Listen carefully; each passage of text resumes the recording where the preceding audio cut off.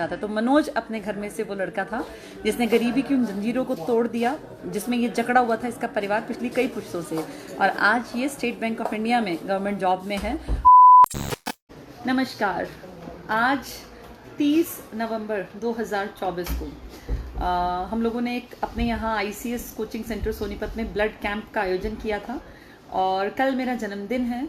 42 वर्ष पूरे हो जाएंगे कल मेरे जन्म को। तो उसी उपलक्ष्य में हमने एक छोटी सी पार्टी भी रखी थी जिसमें हरियाणा भर से हमारे स्टूडेंट्स, राजस्थान से भी स्टूडेंट्स हमारे पहुंचे। अपना जो है एक होता है ना भाई, टीचर्स के पास जाके मिल आए।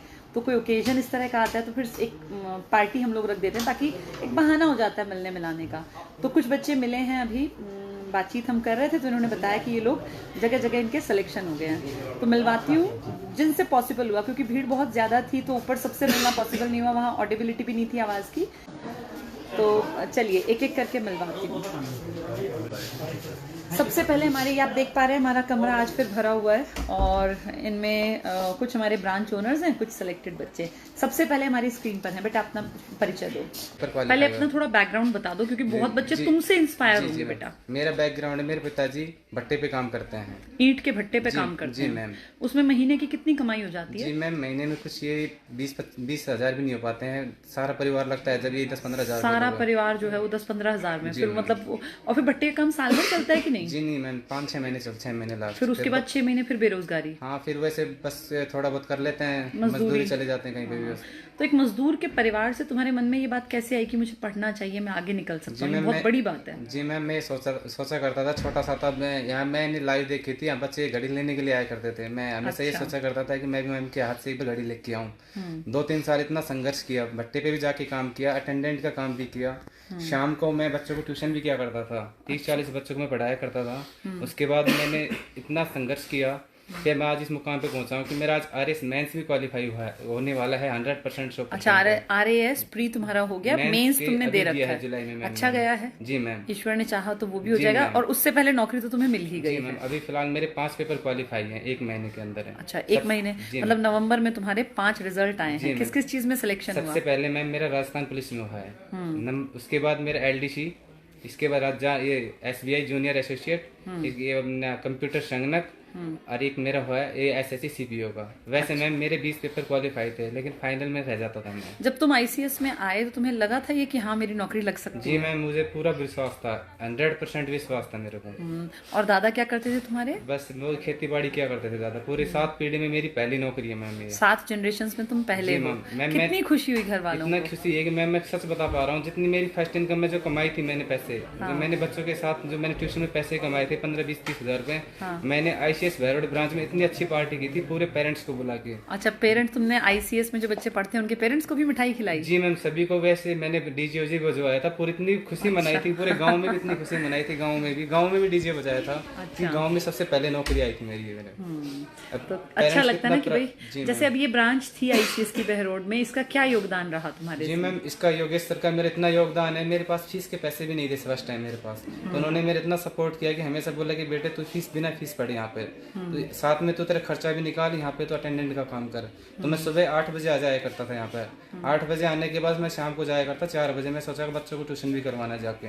उसके बाद सर ने, मैं कभी मेरे पास पैसे खर्चे के नहीं लिया करता, ले जा यहाँ पेपर देने जाना है, 1000 रुपए नहीं थे 2000 रुपए ले जाए तो बेटा इसको ले जा खर्च कर लेना। योगेश सर ने मैम इतना सपोर्ट किया। कितनी दुआएं मिलेंगी उनको भी। मैं तो हमेशा यही सोचता था कि मैं हमेशा मेरे पिताजी समान में था, मैम आपको माँ समान समझता था। मैं सोचा मैम के पास जाऊँ। आज मैं खुद अकेला आया, रात को चला था, मैं 1 बजे चला था। अच्छा, ट्रेन से चले? बस से आया था मैम, बस से आए हो? तो मैं सोचा कि मैं मैम के पास जाऊँ। बहुत अच्छा किया, मुझे बहुत अच्छा लगा।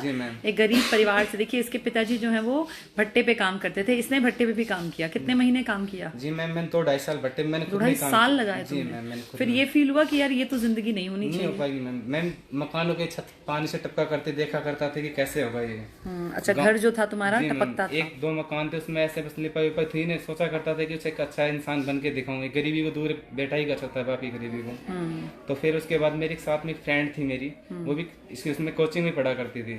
उसने भी मेरा इतना सपोर्ट दिया, मेरे पास ही बोलती जब भी बात करेंगे हम आप, जब तक तो पूरा काम कंप्लीट नहीं कर लेगा। मतलब पढ़ाई के बाद इतना डेडिकेट किया करती मेरे को, इतना पढ़, वो कर, ये कर, अपने खुद के हाथ के नोट्स बना। अलग अलग तरीके नोट्स बनाया करता मैं खुद के भी, खुद के हाथ से बनाया करता मैं, लेके नहीं आ पाया, इतने नोट्स थे मैंने खुद के बनाए थे हाथ से मैं। अच्छा, बहुत सेल्फ स्टडी करके आज RS मेंस तक पहुंचा मैं। नहीं, बहुत प्राउड की बात है। और कम्युनिटी के लिए भी बड़ी, देखो जो ईंट पे भट्टे पे काम करते हैं वो बच्चे, किसी स्टूडेंट तक जब ये पहुंचेगी वीडियो तो वो सोचेगा अगर ये कर सकता है तो मैं भी कर सकता हूँ। पूरा नाम क्या बताया तुमने अपना? मनोज कुमार है मैम। मनोज कुमार। अच्छा, देखो मनोज कुमार ने ईंट के भट्टे से अपनी जीवन का सफर शुरू किया। 2-2.5 साल उसने जो है मेहनत की ईंट के भट्टे पे, और आज हमारे बीच में बैठा है। 5 नौकरियां इसके हाथ में हैं। इसने ज्वाइन कर लिया है स्टेट बैंक ऑफ इंडिया, है ना, SBI में, और RAS का इसका प्री क्लियर था, मेंस इसने लिखा हुआ है। ईश्वर ने चाहा तो वो भी हो जाएगा, और अगर नहीं भी होता है तो कम से कम इसके पैर जमीन पर हैं, ये गिरेगा नहीं। अब ये जिंदगी में सिर्फ और सिर्फ आगे तरक्की करेगा, आगे बढ़ेगा। एक मैसेज दे दो, जो बहुत सारे बच्चे कहते हैं कि हम तो इतने गरीब हैं कि हमारे घर में कुछ भी नहीं है। तो आपने सुना इसके घर की छत भी टपकती थी, उस टपकती छत में ये बैठ के सोचा था कि बाप की गरीबी अगर कोई काट सकता है तो वो मैं हूं, मुझे अपनी जनरेशंस को बदलना है। तो एक मैसेज दो जरा, जो गरीबी का ये भरते हैं कि भैया गरीबी है तो हम पढ़ नहीं सकते। वो अपने आप में खुद ही नेगेटिव समझते हैं, कोई अपने आप गरीबी नहीं रह सकता। गरीबी को अपने खुद ही तैयारी करके गरीबी को दूर कर सकते हैं। ये नहीं सोचते कि मेरा सिलेक्शन नहीं होगा, वो रेगुलर तैयारी करे।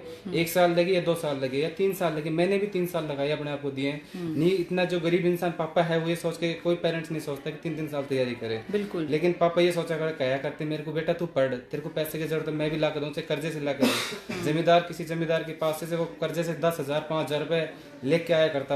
आपको पता है कि बाहर रहने के लिए कुछ पैसे चाहिए होता है, खर्चा होता है बाहर, खर्चे देके फिर लेके आता। लेकिन आज मुझे इतना प्राउड फील हो रहा है, मेरे पापा को इतना प्राउड फील हो रहा है कि हाँ आज मेरा बेटा इतनी पोस्ट पे पहुंच रहा है। कितनी अच्छी बात है। आज जब तुम बैंक में जाते हो तो कितने प्राउड फील होता होगा ना। अब रहना खाना पीना स्तर बदल गया। अब तो पहले पापा को बोला भी नहीं करते थे, अब 20 आदमी बैठते पापा के पास कुर्सी डाल के, बोलते थे बेटी का रिश्ता कर लो, हम लेके आते हैं आपकी बेटी का रिश्ता, ऐसे ऐसे बोलते थे। पापा को बदलाव आ जाता है, प्राउड फील होता है। बहुत अच्छा बेटा, बहुत अच्छी लगी तुम्हारी, बहुत लोग इंस्पिरेशन लेंगे। तो देखिए हमारे बीच में ये मनोज बताया ना बेटा नाम, मनोज कुमार था। मनोज ने बताया कि किस तरीके से ईंट के भट्टे पर 2.5 साल काम करने के बाद उसे महसूस हुआ कि जिंदगी ऐसे नहीं चलेगी। पापा ने या दादा परदादा ने जो भी काम किया, लेकिन अब मुझे जीवन बदलना है। कहते ना, परिवार में पुश्तों में कोई एक होता है जो गरीबी की रेखा को काट के आगे बढ़ जाता है। तो मनोज अपने घर में से वो लड़का था जिसने गरीबी की उन जंजीरों को तोड़ दिया जिसमें ये जकड़ा हुआ था इसका परिवार पिछली कई पुश्तों से, और आज ये स्टेट बैंक ऑफ इंडिया में गवर्नमेंट जॉब में है। और अगला इसका पड़ाव, इसका टारगेट है RAS करना। RAS का मेंस इसने लिखा हुआ है। अगर इस बार नहीं भी होता तो कोई नहीं, मैं तो उसको वही कह रही हूँ कि बेटा अब कम से कम तेरे पैर जमीन पर हैं, अब तू जितनी भी ताकत लगाएगा उतना ऊपर जाएगा, नीचे नहीं गिरेगा। तो इन सबसे प्रेरणा लेनी चाहिए। हर एक बच्चा अपने आप में प्रेरणा स्रोत है कि अगर आप भी मेहनत करेंगे तो अपनी पीढ़ी में आप शायद पहले बच्चे बन सकते हैं जो गरीबी की बेड़ियों को काटकर जिंदगी में ऊंचाइयों की बुलंदियों को हासिल करने की कोशिश करें। चलिए, थैंक यू।